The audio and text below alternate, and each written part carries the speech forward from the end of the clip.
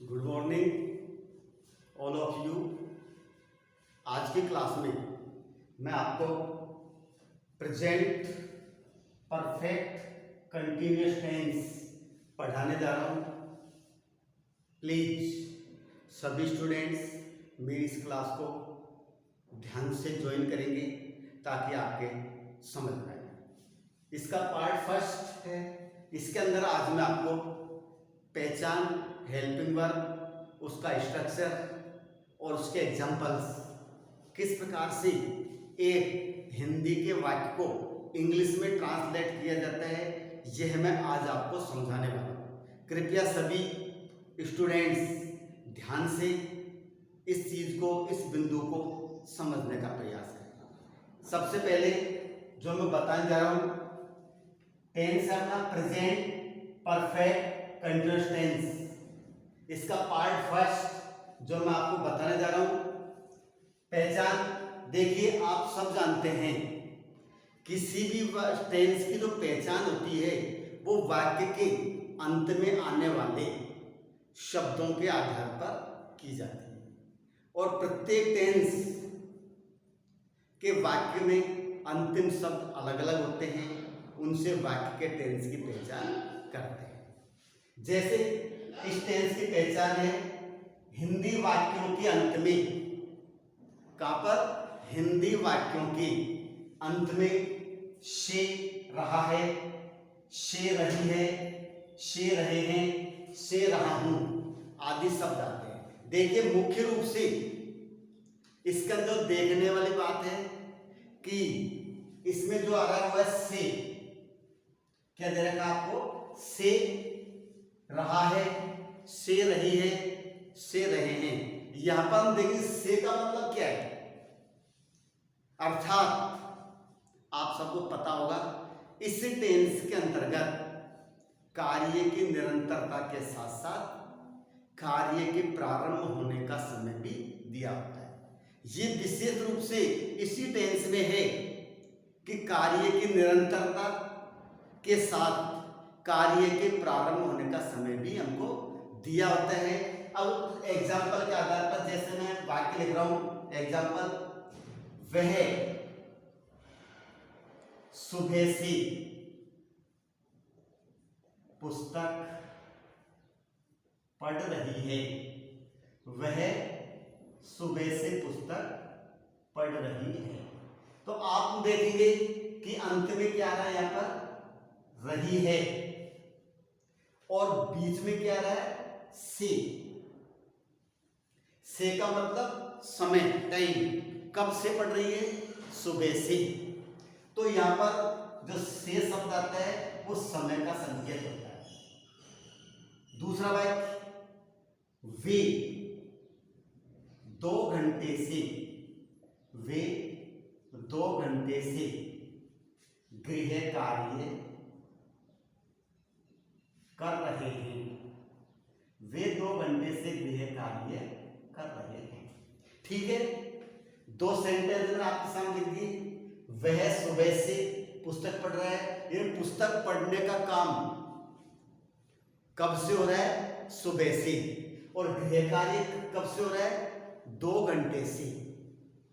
तो से का मतलब यहां पर क्या है? टाइम। ये ध्यान रखना, से आपको बीच में मिलता है और रहा है, रही है, रहे हैं, ये एंड में आपको दिए होते हैं। इसलिए ये बीच में आपको क्या दे रखा है? डैश। से बीच में मिलता है, रहा है, रही है, रहे हैं, रहा हूं, ये वाक्य अंत में मिलते हैं। तो ये इसकी बेसिस पहचान है कि प्रेजेंट परफेक्ट कंटिन्यूअस टेंस में कार्य के प्रारंभ होने का समय दिया रहता है।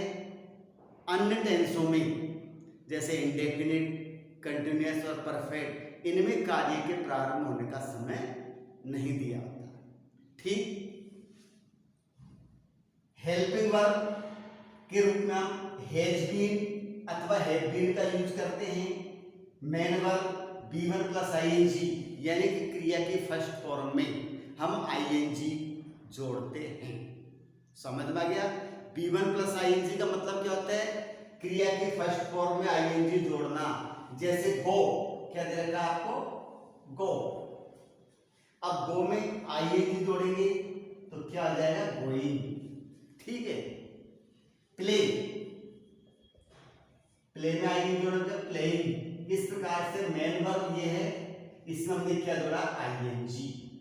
आईएनजी जोड़ के क्या हो गया, गोइंग और प्लेइंग। ठीक है, पैसिव फॉर्म इसकी नहीं होती है, यानी कि present perfect continuous tense past का हो या फ्यूचर का हो, जो परफेक्ट कंटीन्यूअस है उसकी पैसिव आपके नहीं बनती है। एक बड़ी विशेष बात इसके अंदर है, जो पहले के टेंस में नहीं है, अब तक जो पिछला पढ़ाया उसमें नहीं है, वो चौथी बात है कि सिंस फॉर प्लस टाइम।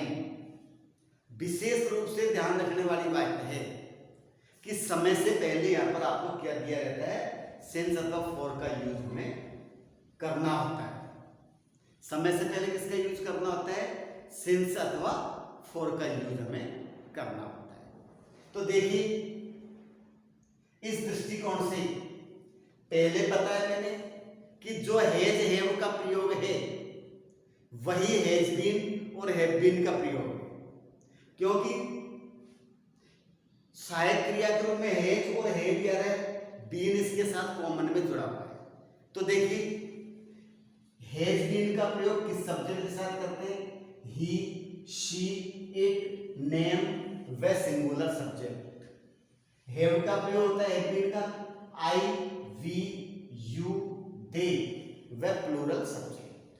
कौन सा होता है बताओ, आई, वी, यू, दे व प्लूरल सब्जेक्ट। तो इसके आधार पर, सब्जेक्ट के आधार पर हम हैज बीन अथवा हैव बीन का यूज करते हैं। समय से पहले क्या था हमारा, सिंस फॉर प्लस टाइम। तो सिंस का प्रयोग कब करते हैं, फॉर का प्रयोग कब करते हैं, तो देखेंगे। सिंस होता है पॉइंट ऑफ टाइम, समय का बिंदु, यानी निश्चित समय के साथ हम सिंस का प्रयोग करते हैं, और समय की अवधि होती है उसके साथ हम फॉर का प्रयोग करते हैं। तो पॉइंट ऑफ टाइम बजे, वार, महीने का नाम, सन, सुबह और शाम। ठीक, ये हमारे क्या है, पॉइंट ऑफ टाइम, इसके साथ सेंस का यूज करते हैं। फॉर पीरियड ऑफ टाइम, घंटे से, दिनों से, महीनों से, वर्षों से, सप्ताहों से और मिनटों से। ये समय की अवधि को बताता है, यानी लंबी अवधि होती है, वहां पर हम फॉर का यूज करते हैं। तो ये हमें ध्यान में रखना है, आगे के टेंस में भी सिंस फॉर का प्रयोग आएगा तो हम किसी भी चीज को एक बार समझ लेंगे, तो बार बार समझने की आवश्यकता में नहीं। अब एग्जाम्पल दे रहा है किस प्रकार से ट्रांसलेशन करते हैं। पहले भी मैंने आपको बताया कि जब हम किसी भी वाक्य को हिंदी से अंग्रेजी में बनाते हैं तो उसका एक निश्चित स्ट्रक्चर होता है, उसके आधार पर बनाया जाता है। देखिए, इसका स्ट्रक्चर आपके सब्जेक्ट, फिर इसके बाद हम लगाते हैं हैज बीन या हैव बीन में से आता है। ठीक, फिर B1 ING, object, place, since for व टाइम। ये इसका सेंटेंस स्ट्रक्चर है। सब्जेक्ट,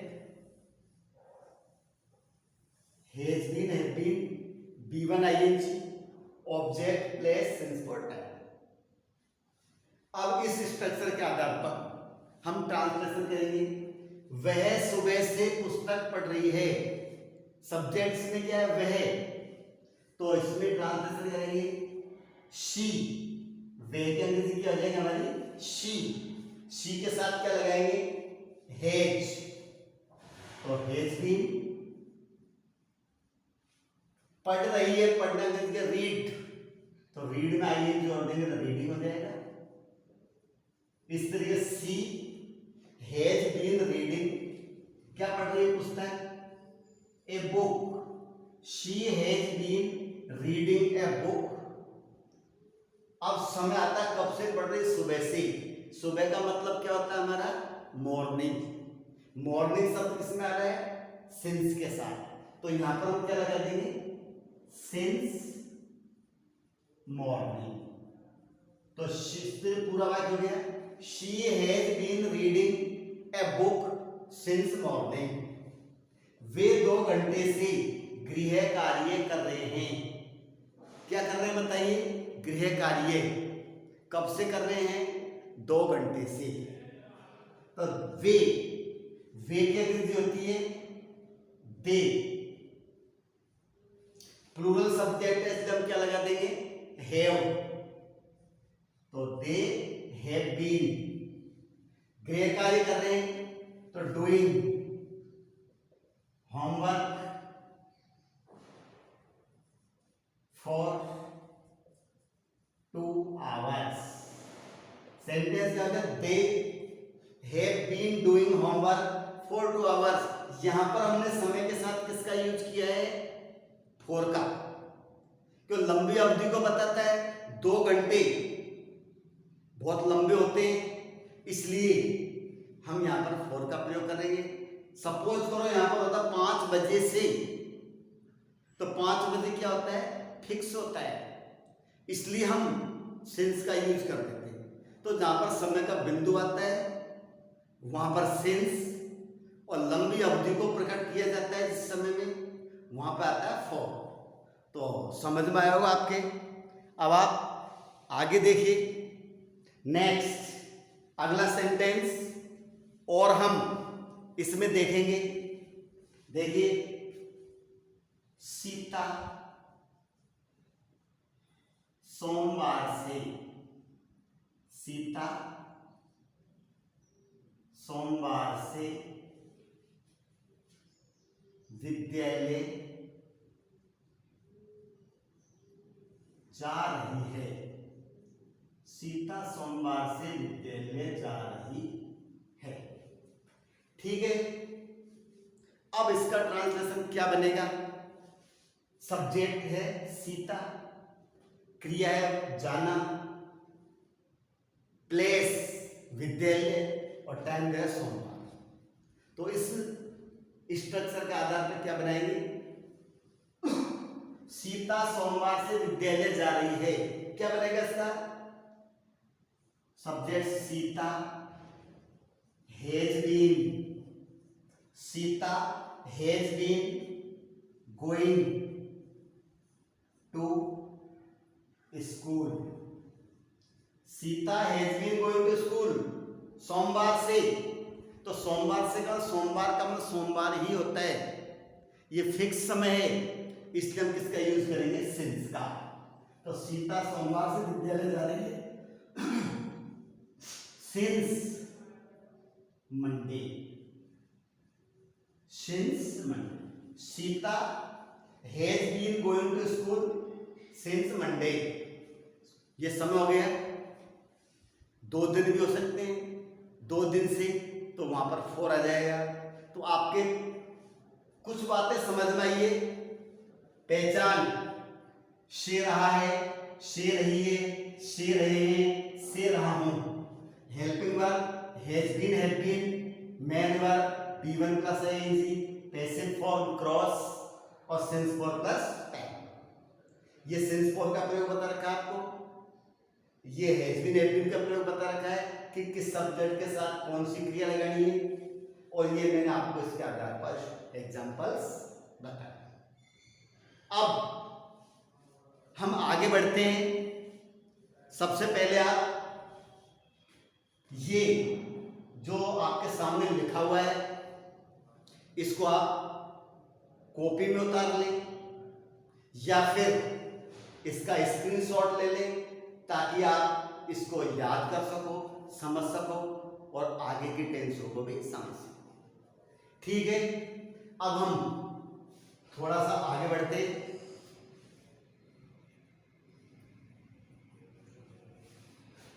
सेंटेंस स्ट्रक्चर पर, कि हम किस प्रकार से वाक्य का स्ट्रक्चर निर्माण करते हैं। देखिए, पहले भी आपको बताया गया है और अभी भी मैं आपको दोबारा बता रहा हूं कि सेंटेंस 4 प्रकार के होते हैं, अफर्मेटिव, नेगेटिव, इंटरोगेटिव और इंटरोगेटिव नेगेटिव। तो चारों प्रकार के वाक्य का स्ट्रक्चर मैं आपके सामने लिख रहा हूं, आप भी इसको लिखेंगे। Sentence structure,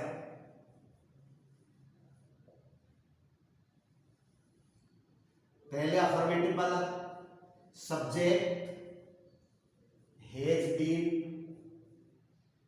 have been plus B1 ING, object place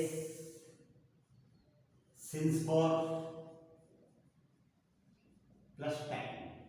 ये हमारा स्ट्रक्चर है अफर्मेटिव में। किस में आया बताइए? अफर्मेटिव। समझ में आ गया? अगर हमारे स्ट्रक्चर ठीक ढंग से समझ में आ गया तो हमें रूल्स की आवश्यकता नहीं रहती है। इसलिए ध्यान करें, स्ट्रक्चर को ठीक ढंग से समझें। सेकंड, नेगेटिव सेंटेंस का है, subject has, have plus not been, B1 ING, object place since for plus time. ये स्ट्रक्चर हमारा नेगेटिव का हो गया है। आप भी इसको उतारते रहे। थर्ड पे आता है question word, has, have, subject been, फिर B1 ING, object place since for plus time. ये हमारा है इंट्रोगेटिव। इंटरोगेटिव प्रश्नवाचक, ये किसका स्ट्रक्चर? हमारा प्रश्नवाचक। चौथा स्ट्रक्चर लिखेंगे question word, has, have, subject not been, B1 ING, object place since for और टाइम। ये इंट्रोगेटिव नेगेटिव। ठीक है, तो अब मैंने आपके सामने चारों प्रकार के सेंटेंस स्ट्रक्चर लिख दिए हैं। अब आप देखेंगे, पहला अफर्मेटिव में subject has been, have been, B1 ING, object place since for और टाइम। जब हमने अगला सेंटेंस बनाया या नेगेटिव का स्ट्रक्चर बनाया तो क्या परिवर्तन हुआ है? केवल हैज, हैव के बाद हैज बीन, हैव बीन जो दे रखा है, बीच में हमने किसका यूज किया? नॉट का यूज किया है। तीसरे में हैज को पहले निकाल दिया, बीन सब्जेक्ट के बाद, चौथे में हैज, हैव सब्जेक्ट और नॉट बीन। शेष आगे के स्ट्रक्चर वही हमारा सेम होता है जो हमने लिखा है। इंट्रोगेटिव का स्ट्रक्चर क्वेश्चन वर्ड से प्रारंभ होता है जो आपको सबको विदित है। तो आप इसको उतार लें, इसका स्क्रीनशॉट लें, क्योंकि अब मैं कुछ एग्जांपल और आपको बताने वाला हूं जो आपके ठीक ढंग से समझने में सहायता करेगा। ठीक है बेटा, कुछ एग्जांपल्स आप भी अपने स्तर पर बनाने का प्रयास करें।